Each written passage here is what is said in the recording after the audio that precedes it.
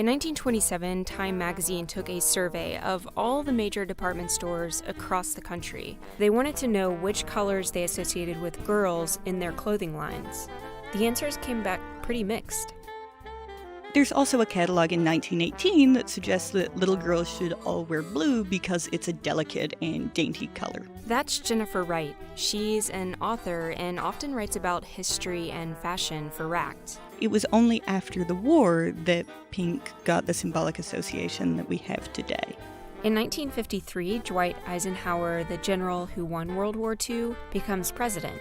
And this actually turns out to be a pretty important moment in the history of pink. It was Ike's inauguration, and Mamie Eisenhower came out in this enormous, rhinestone-studded pink ball gown, the likes of which you never would have seen during the war when women were wearing much simpler styles.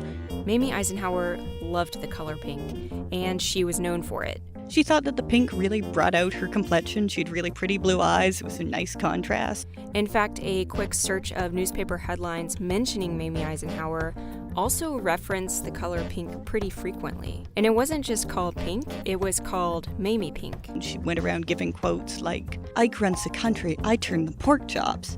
But yeah, it was a very arbitrary decision that she just loved pink, and everybody else decided, okay, this is the color that ladylike women wear. There's a great song in Funny Face called Think Pink. Here is our theme, here is our answer, pink! Where the lady editor of a magazine, who is very much based off of Diana Vreeland, sings about how women in America today have got to think pink. Think pink! Forget that. And there's a great line in it where she says, "Banish the black, burn the blue," which are two colors that women would have been seeing a lot of during the war years. Around this time, pink became a popular color not only in just women's clothing, but also in the home. Pink as a bridal blush. New Camay. Loving pink Camay with an exciting new fragrance. Sealed in pink pearl foil. New Loving Pink Camay. This was something a lot of women liked, by the way. It wasn't seen as a terribly oppressive thing, but there were definitely women like Diana Vreeland who didn't really want to revert to those traditional roles. I haven't seen a woman in 2 weeks in anything but pink.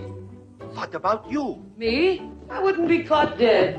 It was at this point where you start to see the color pink representing women real and fictional who were anything but traditional.